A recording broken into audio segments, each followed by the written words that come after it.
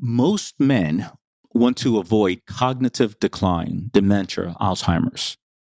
But I don't think they know how. And I don't think they know that once you have a disease like Alzheimer's, there's no cure. On this podcast, we're talking about how to prevent and lower the risk of dementia and Alzheimer's and keep your memory going strong for as long as possible. Let's go.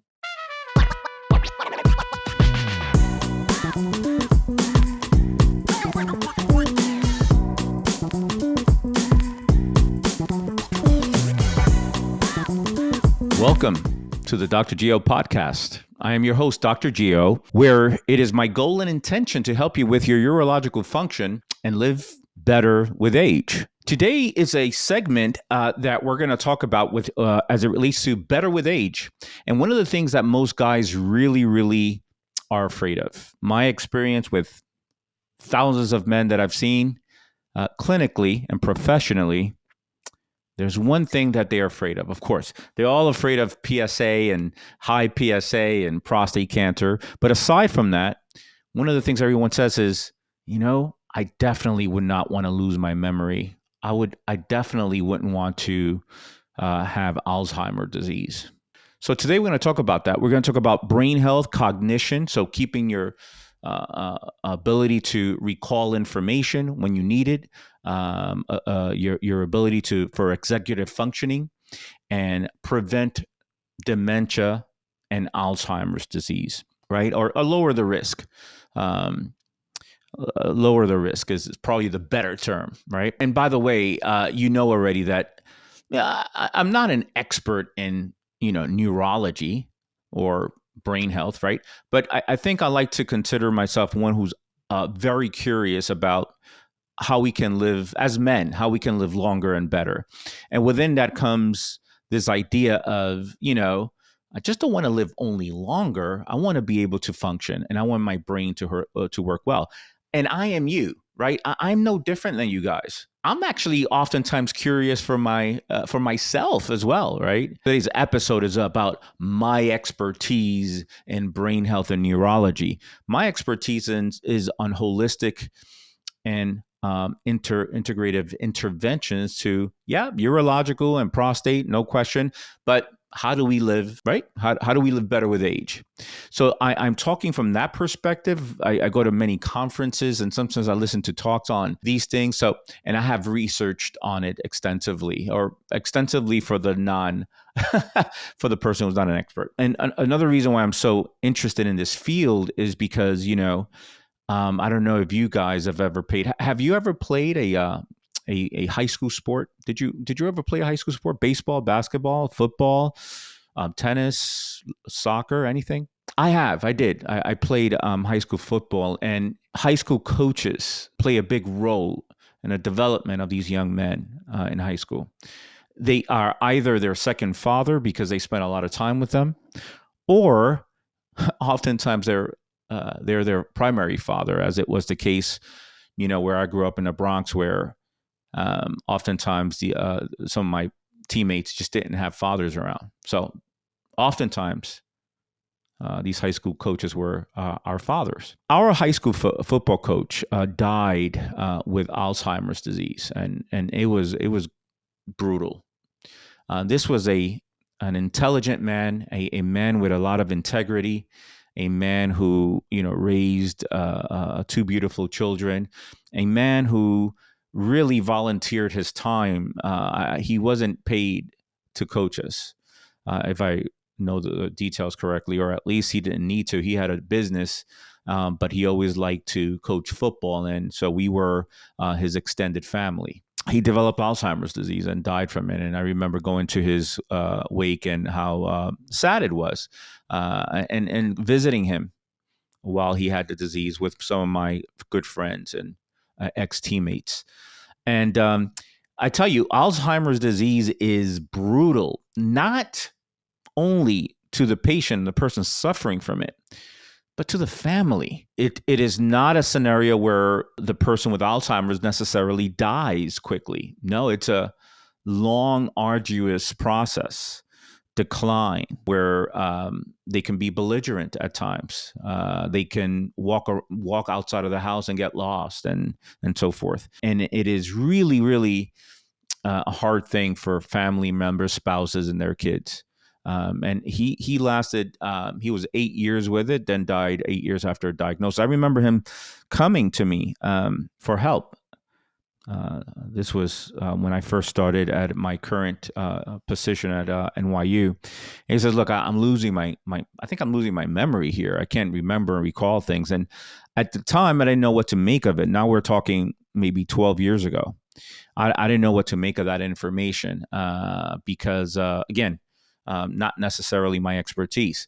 And he came to me and I said, look, I don't know what's going on. Then later on, he got evaluated and his family called me and said, yep, it's Alzheimer's. Okay. So this is an area that's near and dear to my heart. This is an area that, because of what I just told you, this is an area that you care about quite a bit, because I think that if I know anything from you, yeah, you want to live longer, but you want quality life.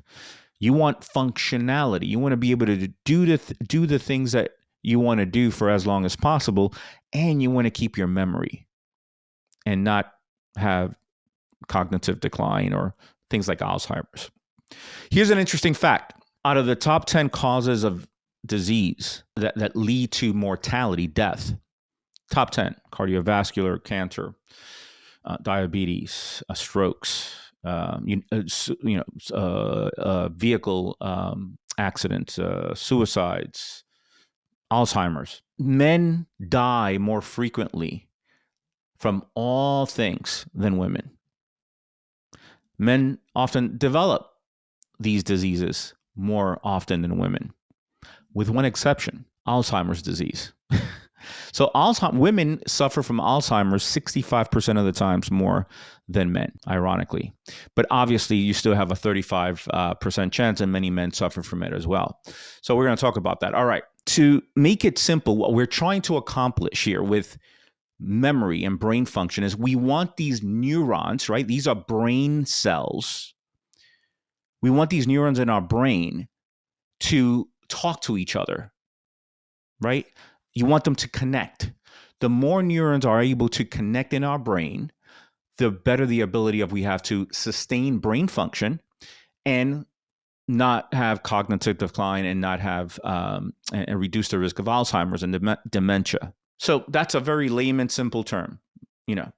How can we have these neurons connect to each other for as long as possible and for as healthy as possible, optimally? With everything I say, this is the goal that we have in mind. It seems that there's a wear and tear aspect to brain health, as it is with the rest of our bodies, if we don't do the right things. So there's pathological aging. This is aging that comes along with all kinds of health problems as you get older. And then there's successful aging, right? This is good maintenance of physical and mental well-being. You stay functionally independent. You don't need the help of others as you get older. You don't really develop chronic diseases. You have the ability to adapt to change, right? This is successful aging. It's always interesting when some of the older population are resistant to technology, right? They're having a difficult time adapting to change. So adapting to change is also part of successful aging. The ability to maintain balance and prevent falls. The ability to compensate for whatever limitations, physical limitations exist. That's successful aging. And the capacity to age successfully is variable, and it depends, from individual to individual. So, but ultimately, what we want to accomplish is successful aging. And what we want to avoid is pathological aging, things like depression, sensory problems, balance problems, cardiovascular disease, cancer, dementia, Alzheimer's, all these things. And this goes right along with, how do we keep good quality, optimal brain functioning, right? So I want to break this down in several ways. Of course, I'm going to highlight the main areas from a natural and lifestyle perspective to make that happen. Number one, exercise. We have to face the fact that physical exercise is likely the most powerful and best medicine for almost anything. Physical exercise. You and I go into business together and we bottle and patent physical exercise, it would be a $1 trillion drug. So then physical exercise is very important to avoiding the risk of cognitive decline, memory, and Alzheimer's and dementia. Now, I need to make a very important distinction here, because a lot of the studies that talk about exercise really refer to it as physical activity. And I think that's a misnomer. I think that those two terms, physical activity and physical exercise, are used interchangeably, and that is incorrect. Because physical activity, and in previous episode, I broke that down quite a bit, so I won't get into it a whole lot, but I'll say this: physical activity is any movement, literally any physical movement, including, you sitting down and grabbing Doritos from a bowl and eating Doritos, which obviously that's not great for cognition, dementia, or Alzheimer's, right? Any type of walking to the bathroom, to the store, around the mall, right? So that's physical activity. So I don't think that physical activity cuts it. Now, there is some benefit from physical activity when we're counting steps. So even in a slow pace walk, for example, if you get 8,000 to 10, the 10,000 step rule, but 8,000 is also, so between 8,000 and 10,000 steps is a good thing. If you're serious about keeping good brain health, lowering the risk of dementia and Alzheimer's, if you're serious about it, that by itself won't cut it. Just 8,000 steps or 10,000 steps a day of low pace walking is not going to cut it. It's good. It's good. It's not optimal. So my suggestion is that most of the steps be higher intensity. And which leads me to physical exercise. And physical exercise is different. Physical exercise increases the intensity. There's more planning involved. There's more, okay, I'm going to get on a treadmill for 30 minutes and I'm going to do a brisk walk with an elevation of 2 degrees, let's just say, for 30 minutes. And I'm going to kind of increase my heart rate. Intensity requires strength training. And I'm going to talk about that as it relates to dementia and Alzheimer's in a little bit. Increase the intensity. So yeah, you can pick up 5-pound weights and maybe that's a good starting point for you, right? Because the idea here is it doesn't matter where you're starting from. Okay. It doesn't matter I've never worked out. Okay. No problem. Let's start now. Oh, I've been off of it, man. I can't believe that, I used to work out all the time. I haven't worked out in 5-10 years. No problem. Let's start today. Man, a couple of weeks I've been off of it. Now I'm having a hard time, getting back into it. No problem. Today's the day. You don't need to be motivated. You just need to go and do it. From a physical exercise perspective, we want to increase the intensity. We want to plan for it. We want to do strength training where, using that analogy, 5-pound weights, and you curl 10 reps, no problem. Well, if you can still curl another 20 repetitions, then that's not good intensity. And my suggestion, and again, I'm not going to get into the weeds as it relates to exercise, because this particular podcast episode is about increasing the risk of brain health and lowering the risk of dementia and Alzheimer's. But you have to do more physical exercise and increase the intensity. That's the bottom line. Okay. And again, 8,000 steps, 10,000 steps is good. I'm not undermining that, but let's do a little bit better than good. Let's do great. If we want to age successfully, we have to behave like athletes, because aging is a sport, right? You've heard me say that before. Aging is a sport. So let's train for it. One of the things that physical exercise does with the nerve cells is what's called, it promotes neuroplasticity. And neuroplasticity is the adaptive, structural and functional changes that occur in the body where the nervous system always changes with different stimuli, right? So whatever stimuli that the nerve cells are exposed to, they continue to change with time. And you want these brain cells to continue to adapt to change in a favorable manner. That's called neuroplasticity. And the only reason I'm saying this word is because you're going to hear a lot about that as you hear about brain health and the lowering the risk of many things. You're going to hear that word neuroplasticity again. So that's the adaptive process of different stimuli that comes to the nerves of the brain, neurons, or the rest of the nervous system. And so we want to be able to adapt favorably, right? So exercise helps to promote neuroplasticity. Again, what's the goal? The goal is for all these neurons to continue to talk to each other. They need to continue to talk to each other. The less healthy neurons that are capable of talking to each other, the more cognitive decline we will experience. The more these neurons talk to each other, the better we'll do. Okay? So neuroplasticity helps with that process.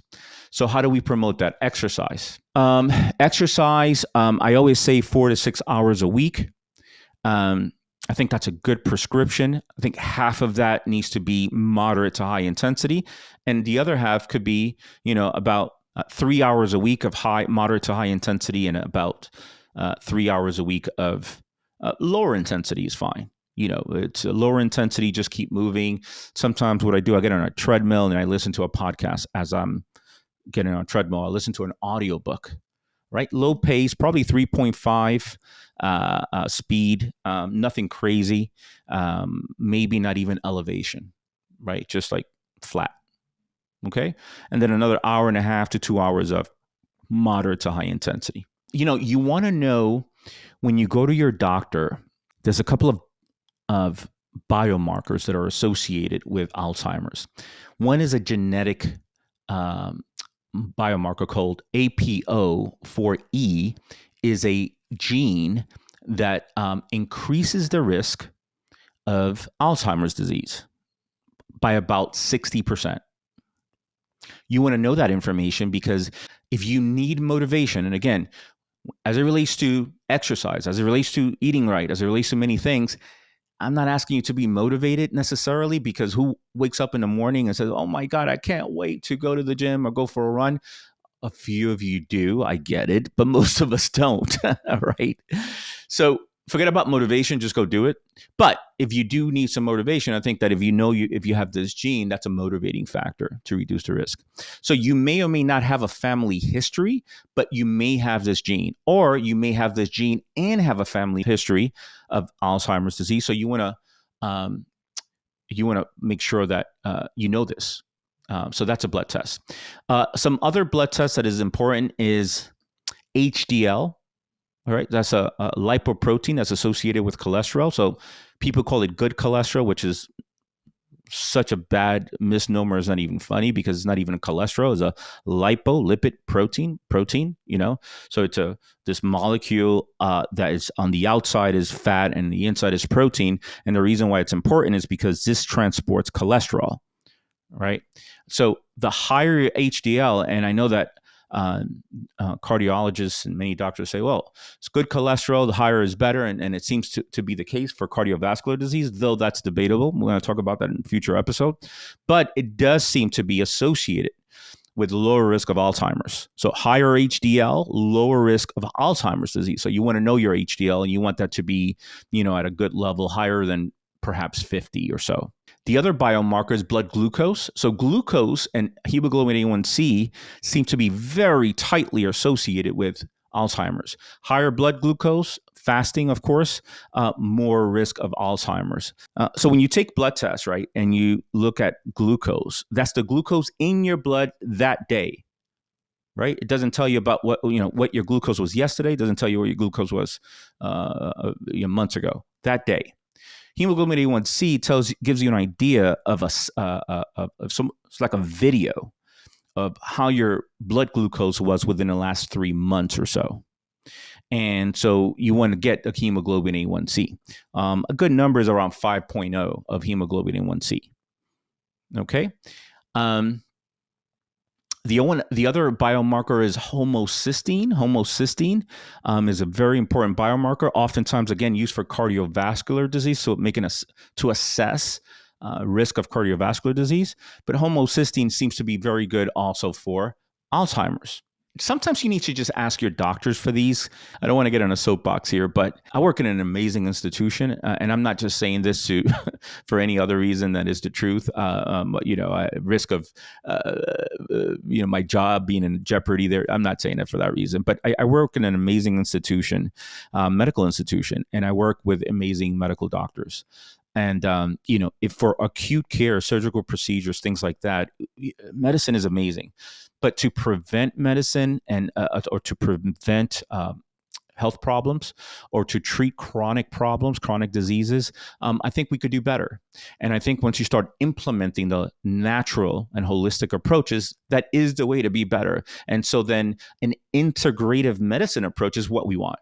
I say that because when you go to your doctor, they're not going to automatically order these tests. Some may not. And also looking outside the box, right? Homocysteine associated with cardiovascular disease. And some doctors will say, well, there's no association, so I won't order it. Other doctors say, well, I'll definitely order it because I think it is a good thing, and so forth. So that we're not all on the same page. And I think that you want to be proactive, intelligently, respectfully. Be proactive and say, look, can we order this homocysteine level? Can we look at my APO4E just to see if I have this gene or not?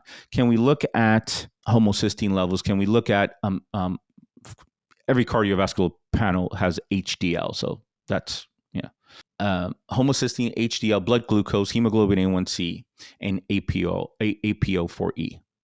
Okay, you want to see what that looks like, along with family history, of course. The other one is triglycerides. That's one that I missed. Again, triglycerides is fat in your serum, in your blood. Triglycerides is also associated when it's very high to Alzheimer's. Okay, so you want that in the mix. And again, triglycerides a common blood biomarker for cardiovascular disease. All right, so we got that down. So now, and we exercise, what biomarkers to look for, diet. What's a diet?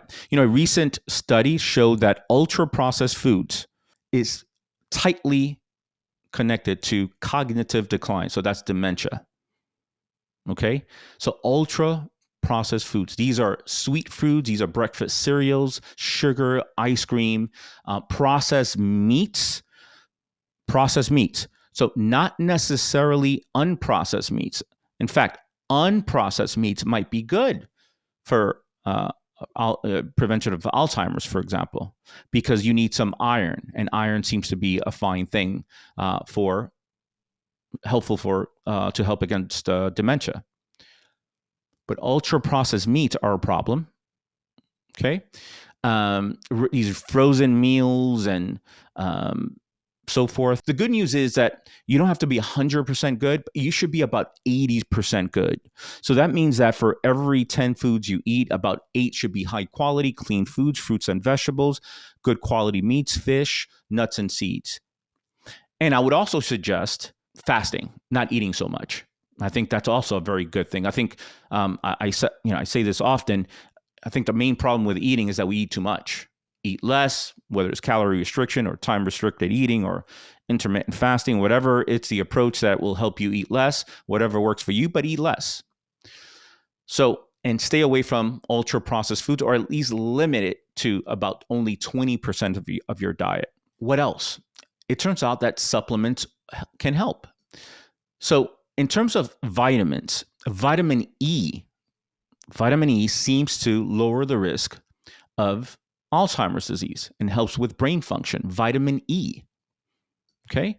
Vitamin E. Now, here's the story with vitamin E. Supplement store to get vitamin E or a formula that has vitamin E. You want natural vitamin E. And I'm about to get into some details here that may be confusing, but hopefully not. The truth is that there's two families of vitamin E, right? There's tocopherol and there's tocotrienols. Okay, so the ones that I'm talking about mostly here is tocopherol, because these are the ones that you find in most supplements. Yes, there are tocotrienols available, and that might be helpful. But tocopherols is mostly what we're talking about, and certainly what we're talking about as it relates to the study that I'm referring to. Within tocopherols, there's alpha, beta, gamma, and delta tocopherol. Okay. If you turn the back of the supplement, it looks and it says DL alpha tocopherol. That's a synthetic type of vitamin E. You don't want that. You want mixed tocopherols that has alpha, beta, gamma, and delta. Okay. That's the better type, more natural type of vitamin E. In fact, you need gamma tocopherol to keep enough of the other ones inside the cell to do good work. And as it relates to prostate problems, you want higher gamma tocopherol. You always want higher gamma tocopherol with then the rest of the group. Okay? As it relates to lowering the risk of dementia and Alzheimer's, you want gamma tocopherol, about 400 units a day. Okay, about 400 units a day of mixed tocopherol, vitamin E. So vitamin E helps. What else helps? Acetyl-L-carnitine. Okay, acetyl-L-carnitine helps. Again, helps with brain function, mitochondria. I'm getting into the weeds here. Mitochondria. So every cell has this little thing called a mitochondria. Is like the energy source for the cell, and sometimes there's decline in mitochondria, and we want more healthy, robust mitochondria. So acetyl-L-carnitine helps with that, as does CoQ10. Vitamin E seems to help. So vitamin E is lipid soluble, so it's fat soluble. Guess what? You have a fat brain, and so do I. We all have fat brains. Why? Because our brain is very fatty. So lipid soluble antioxidants are the ones that can pass through the blood-brain barrier and help you against what's called oxidation, which, if we're talking about neurons talking to each other, we want to prevent excessive oxidation, right? So vitamin E helps with that, and it's lipid soluble, so it gets to the brain. So acetyl-L-carnitine and folate. Folate is also very good for brain health and lowering the risk of dementia and Alzheimer's. How about some botanicals, right? Botanicals, there are quite a few that helps with brain health. One is lion's mane, is a mushroom, lion's mane mushroom. The other is Bacopa monnieri. Bacopa monnieri is like the equivalent of ginkgo biloba, which most people know is good for brain health, except that I think it's might be even better because it helps with this neuron to neuron connection. Bacopa. Huperzine A. Okay, Irish moss comes from Irish moss. Huperzine A helps quite a bit. And yes, ginkgo biloba is also very good for cognition and brain health. So those are my favorite botanicals to keep you well with memory and prevention of Alzheimer's and dementia. All right, I'm going to end with this. As you know, I always try to keep it holistic, but realistic. Once you hit a certain age, whatever that is for you, I hear some young guys talking I'm old. They're in their 40s. Oh, well, I'm getting old. Shut up, man. Shut up. Hey, really? You're 40 years old and you're getting old? So this idea of I'm getting old can start, and that way of thinking can start at any age. Don't let an old man move into your brain. Don't think old. If you happen to forget where you left your keys, I think that if you continuously think, oh my God, my memory is failing. I forgot where I can't believe I forgot where I left my keys. I'm telling you, I need help with my memory. Then that's more of that is going to happen. Everyone forgets where they left their keys or their wallet, and one of the reasons is because we have a lot of things going on in our heads, a lot of inputs. And if you don't control all the inputs, right, all these notifications of what's happening in the news, constant looking on the internet and all these things coming in our heads, our family obligations, our work obligations, health, we're going to forget things. It's just too much. It's too much, too many inputs at once. And our brains are not developed to really deal with a constant exposure to social media and devices, electronic devices. We're just not built for it. Okay? So I would say that stop thinking old. You forget something, it's okay. We're all forgetting things here and there. And part of the reason is because your brain is too cluttered. So I think that in order to maintain our ability to think clearly and keep our memory, we need to unclutter our brains. And just don't let an old man move in. Now, lastly, and this is really it. Some men with advanced prostate cancer have to undergo androgen deprivation therapy, where now testosterone is depleted from their bodies, and that is to with intent of these men to live longer, not die from prostate cancer, and that's a good thing. I would suggest for men to test for the APO4E gene and see if it's positive, or if they have a family history of Alzheimer's.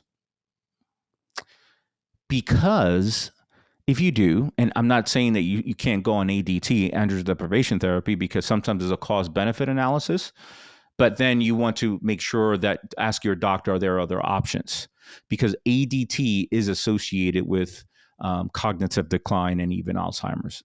It's association, correlation, not causation, but still, it's a conversation to have. All right. So remember, don't let an old man move into your body. All right. This is Dr. Gio signing off. I'll talk to you guys next time.